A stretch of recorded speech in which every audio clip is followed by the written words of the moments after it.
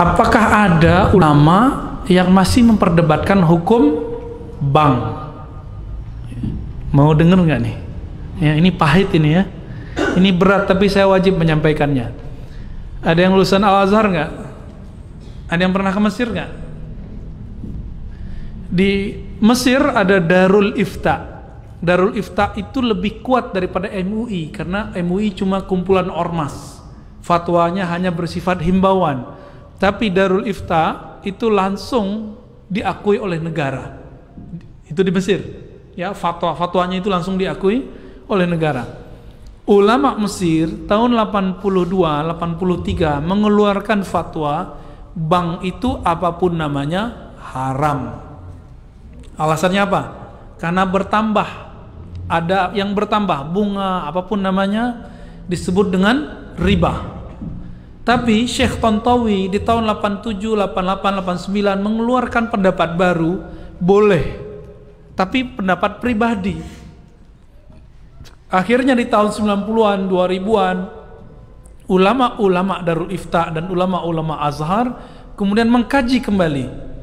Hasilnya tahun 2003 Darul Ifta Mesir menfatwakan bahwa bank itu halal. Gimana itu? Wah, Ustadz ini liberal lagi nih. Kalau aneh liberal, maka Al-Azhar liberal. Ada yang berani bilang Azhar liberal? Ya. Darul Ifta liberal, ada yang berani bilang itu. Nah, liberal itu bukan itu. Liberal itu yang ngomong agamanya nggak pakai kaidah, itu baru liberal namanya. Ya, apa itu liberal? Yang ngomong agama nggak pakai kaidah, kaidahnya tak berkaidah gitu. Ulama Darul Ifta itu rata-rata ulama Azhar semua. Apa fatwa mereka? Bank itu sudah kami kaji lama, maka kami merevisi fatwa yang tahun 80-an itu. Jadi di kalangan ulama sendiri ada revisi. Masa yang bukan ulama maksain ulama? Ustadz kadang takut sama jamaah, akhirnya Ustadz terpaksa juga ikut-ikut sama selera jamaah. Tapi kata guru kami ya, menanggapi perdebatan itu, Syekh Ali Mustafa Yaqub, Kiai Ali Mustafa Yaqub itu punya buku. Ada ikan tuna kok pilih bawal gitu. Ada ikan apa yang gede-gede itu?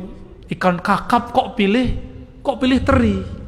Maksudnya apa? Udah ada bank syariah kok masih terjebak bank konvensional, meskipun ada ulama yang membolehkan bank konvensional. Jadi gimana sikap kita terhadap persoalan bank? Karena ulamanya beda pendapat, maka antum harus siap-siap beda pendapat dan beda pendapatan. Ya.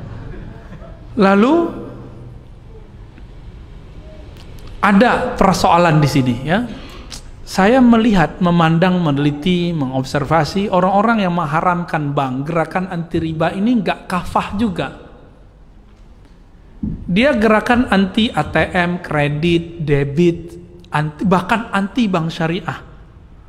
Namun masih pakai fulus rupiah. Kalau berangkat haji pakai real dan dolar. Saya mau tanya, yang mengeluarkan nilai, bukan nyetak. Kalau nyetak ada pencetaknya ya. Yang mengeluarkan nilai angka rupiah itu bank atau emas? Terjebak nih, lagi serius dibuat begitu jadi keblinger ya, keblank ya. Yang buat itu bank atau bukan? Bank apa yang mengeluarkan nilainya? BI. Antum itu mengharamkan bank tapi pakai produknya, tuh tanda nggak paham hukum fikih dan qawaid fikih. Dalam kaidah fikih ada sebuah kaidah at-tabi'u tabi'un. Kalau kamu mengharamkan A, maka apapun yang dihasilkan dari A haram. Kalau kita haramkan bank, maka antum haram menggunakan ATM, haram menggunakan fulus kertas atau fulus koin ataupun elektronik, haram semua. Maka beragama jangan picik. Oh, kita kembali ke dinar dan dirham. Allahu Akbar. Dinar itu diadopsi Rasulullah dari Romawi. Ya kan? Nabi aja bisa ngadopsi, masa ente nggak ngadopsi? Ini mau kembali ke zaman barter kali ya? Mau zaman barter? Nauzubillah min dzalik. Yang dianggap ilmu ternyata ketidakmengertiannya. Tidak mengerti itu kalau bahasa kasarnya apa? Jahilun. Tapi kita nggak pakai ya, walaupun sebenarnya begitu. Jadi ulama kita beda pendapat. Saya sudah tanya ke MUI di pusat, ternyata MUI yang mereka masuk ke DSN, Dewan Syariah Nasional, itu ternyata pas dicek dompetnya, separuh itu bank konven. Tapi dia duduk di Dewan Syariah Nasional yang membawahi bank-bank syariah. Kan aneh.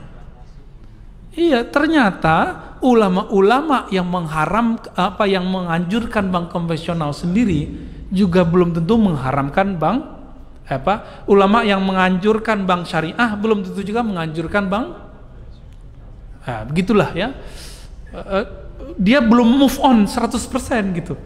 Seandainya Indonesia ulamanya serius, ayo kita bareng-bareng tinggalkan bank syariah, bank konvensional. Hancur juga tuh. BUMN itu membawahi beberapa bank. Kalau kita tutup bank, bisa hancur negara ini. Maka bank itu salah satu nafasnya negeri ini. Antum percaya atau tidak? Buat jalan itu kalau gak ada bank gak jadi. Ya, bangun kampus-kampus Islam, kampus-kampus negeri yang Islam, pesantren-pesantren, semuanya itu yang Islami. Tanpa bantuan lewat bank gak jadi. Kalau lewat bank ketahuan mana yang gratifikasi, ketahuan nggak? Ketahuan Pak. Tapi kalau pakai kardus, pakai kotak, pakai plastik nggak ketahuan. Hati-hati di sini. Oleh karena itu, saya mengajak, ayo ulama kita sudah buat bank syariah, ya. Namun jika memang belum bisa meninggalkan bank konvensional, ambil seperlunya, tapi bangun semangat untuk membesarkan bank. Ustadz kok pelin-pelan? Bukan pelin-pelan, kan antum aja yang belum move on ya. Saya udah 10 tahun sebelumnya, saya nggak pernah pakai bank konven.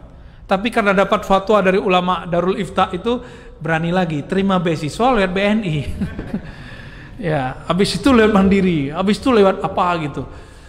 Ya, akhirnya kata imam-imam kita di Darul Ifta itu, masyayikh kita, siapa yang terkena perdebatan ini, faliyat yuqallid man abaha.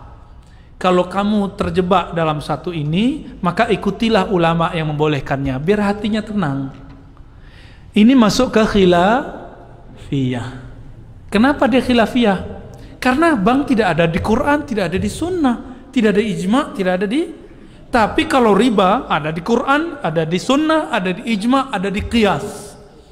Mengharamkan riba wajib. Menghalalkan riba diperdebatkan. Sampai kiamat gak selesai. Jangan paksa orang deh ya. Jangan paksa orang. Ini ambiguitas orang-orang yang anti bank, kok masih pakai duit. Jangan pakai duit baru antum itu pas gerakan anti ribawinya ya. Kira-kira begitu.